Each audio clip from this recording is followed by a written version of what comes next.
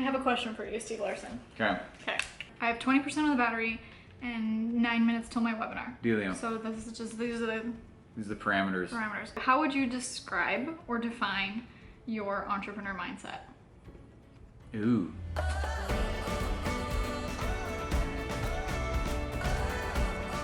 Monday morning, I just finished a call with my team and I'm running out the door to therapy. I do therapy typically every Monday, depending on the week. It's actually like my favorite part of the week. Monday, planning the week, because if you don't plan it, you don't insert inspirational quote of planning, but also it gets me in the right frame for the rest of the week. I know what's ahead of me, I know what's inside, and I know what I'm capable of. Bye, I'm going to get therapized. What? I'm going to get therapized. Go get therapized. Just that sounds boring? Yeah. Sounds amazing. Have a good day. Bye. Bye. I'll see you at like 7-ish. Is there such a thing as an entrepreneurial mindset? The entrepreneurial mindset to me is a certain way of thinking, a way to approach challenges and mistakes, and having that inherent need to improve your skill set over and over and over again to reach new levels. It's courage, curiosity, confidence, desire to drive change. It's being willing to face challenging situations head on.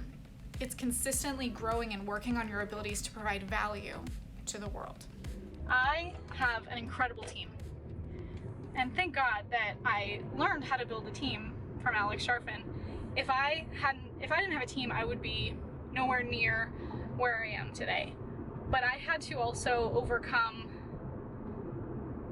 fears of letting go of control.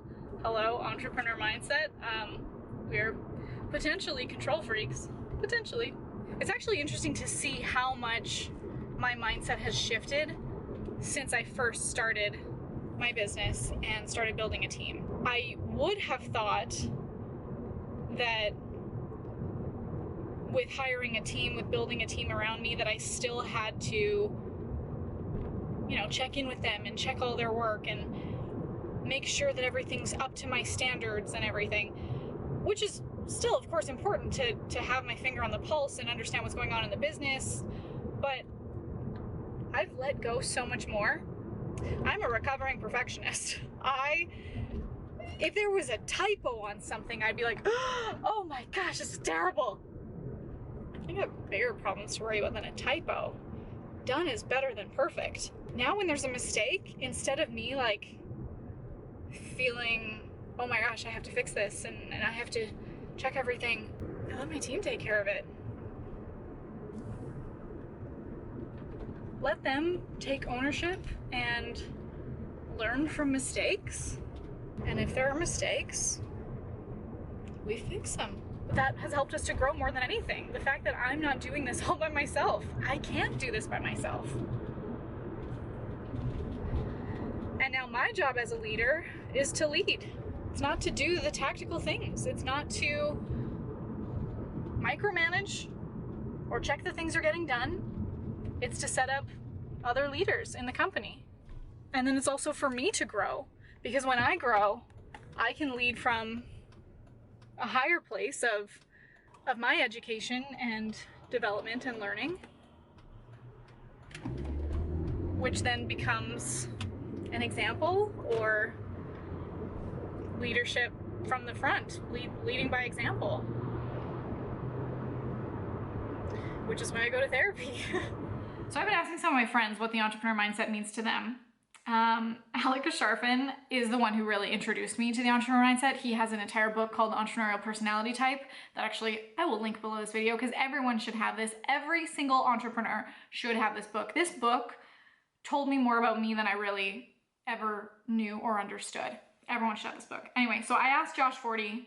Here's Josh Forty's answer. I think the biggest thing that people don't get about what it means to have an entrepreneur mindset is you fundamentally see the world differently because you are a contributor to the world versus a taker. You are looking at the world through the lens of how can I solve problems and make it better. And you have to learn to view failures as feedback, not failures. You're in this constant mode of testing all the time. And you try things, and if it works, great, that's feedback. If you fail, it's feedback. And when you look at it that way, it's this fundamental shift, and that's what separates the entrepreneurs from everybody else, is we fundamentally see the world differently. What a great answer. Josh also actually has a podcast called The Think Different Theory. I've been on it as a guest twice, and that's what he does. He encourages entrepreneurs to think differently about the way that we see the world. And Josh and I have really deep conversations about how we're just wired differently. Recently, I went through a breakup, and we had such in-depth conversations about how we're wired differently, and relationships might be different than the status quo. But also the fact that we as entrepreneurs are constantly trying to improve and evolve. We're wired differently, which means that our relationships are going to be wired differently too. What a great friend.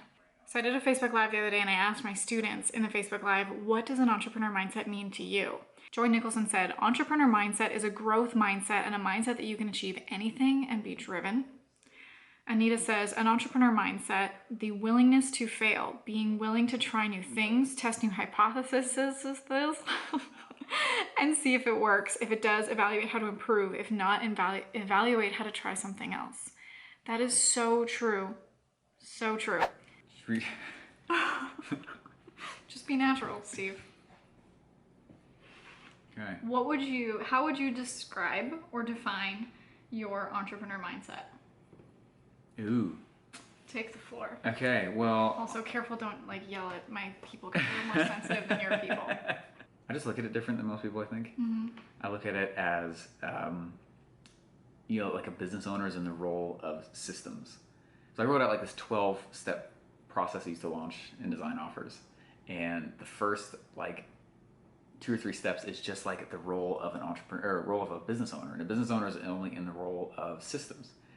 And I bring that up only because in college, they always said things like, a business is it has a soul. Don't offend the soul of a company. And they're what? It got really woo-woo really quick. Mm-hmm. It's garbage. It's just, in my opinion, a business is nothing more than something that creates leads, sells some of them, and you fulfill on it.